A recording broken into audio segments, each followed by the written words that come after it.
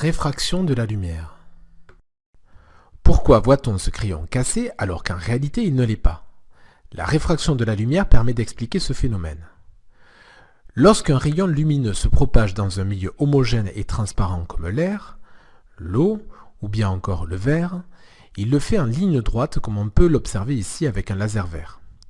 Cependant, lorsqu'il change de milieu de propagation, le rayon est dévié. Le rayon incident change donc de direction. On parle de réfraction de la lumière. La réfraction est donc le changement de direction de propagation d'un faisceau lumineux passant d'un milieu à un autre. On observe également un rayon réfléchi à la surface de séparation. On parle de réflexion de la lumière. Pour analyser le phénomène de réfraction et mieux le comprendre, modélisons ce que nous venons d'observer. Considérons deux milieux différents, ici l'air et l'eau. À la frontière entre les deux milieux se trouve la surface de séparation. Une source laser projette un étroit faisceau de lumière appelé rayon incident. Lorsque celui-ci change de milieu, un rayon apparaît dans l'eau. Nous pouvons remarquer le changement de direction. Nous l'appellerons le rayon réfracté. Il est possible de déterminer la direction du rayon réfracté grâce aux lois de Snell et Descartes, deux scientifiques du XVIIe siècle. Pour cela, il est nécessaire de définir une droite imaginaire tracée en pointillé, perpendiculaire à la surface de séparation des deux milieux, et qui passe par le point d'incidence I, point situé à l'intersection du rayon incident avec la surface. Cette droite est appelée la normale. Ainsi, une première loi de Snell et Descartes indique que le rayon incident et réfracté sont situés dans un même plan de part et d'autre de la normale. À partir de cette normale, deux angles sont définis. L'angle d'incidence entre le rayon incident et la normale, noté I1, et l'angle de réfraction entre le rayon réfracté et la normale, noté I2. La deuxième loi de Snell et Descartes est la relation vérifiée par les angles d'incidence et de réfraction N1 fois sinus I1 égale N2 fois sinus I2. N1 et N2 sont appelés indices de réfraction. L'indice de réfraction est un nombre sans unité qui est propre à chaque milieu et dont la valeur est supérieure ou égale à 1. Prenons un exemple. Supposons qu'un rayon incident forme un angle de 45 degrés avec la normale. L'air est le premier milieu d'indice de réfraction N1 égale 1,00. L'eau est le deuxième milieu d'indice de réfraction N2 égale 1,33. Calculons l'angle réfracté I2. Rappelons pour cela la loi de Snell et Descartes N1 fois sinus I1 égale N2 fois sinus I2. Isolons sinus I2. Pour cela, faisons passer N2 de l'autre côté de l'égalité. Il vient donc diviser N1 fois sinus I1.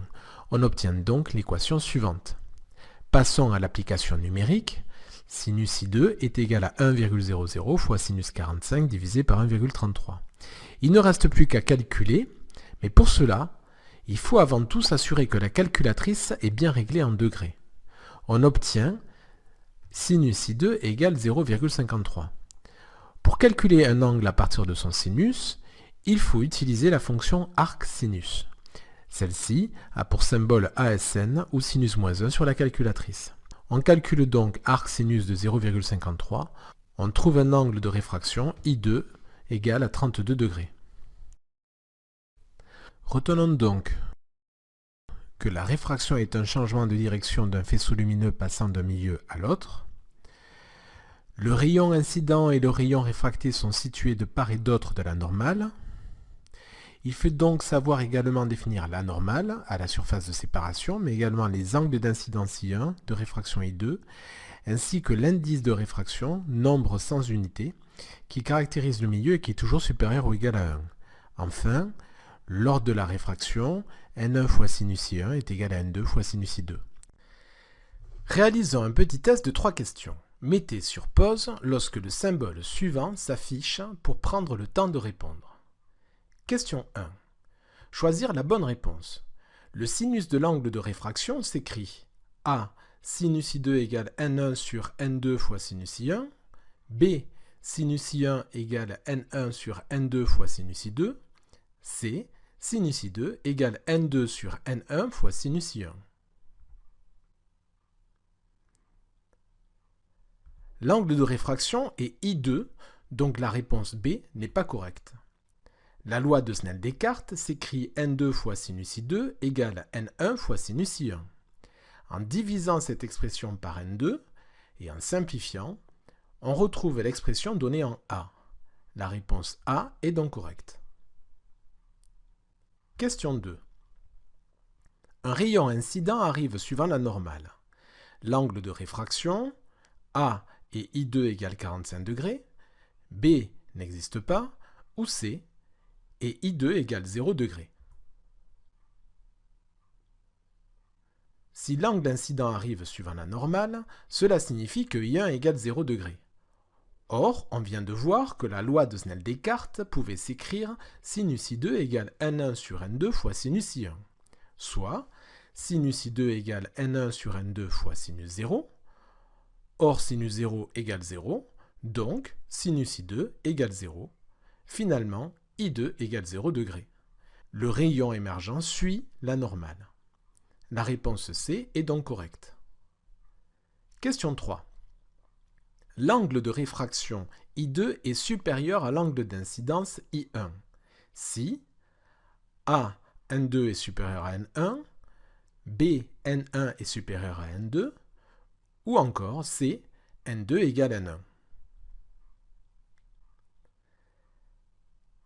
Si N2 égale N1, cela signifie qu'il n'y a pas de réfraction. Donc, I2 ne peut pas être supérieur à I1. La réponse C ne peut pas être correcte. La fonction sinus étant croissante entre 0 et 90 degrés, si I2 est supérieur à I1, alors sinus I2 est supérieur à sinus I1. Pour que l'égalité de la loi de Snell-Descartes reste valable, il faut donc que N2 soit inférieur à N1. La réponse B est donc correcte.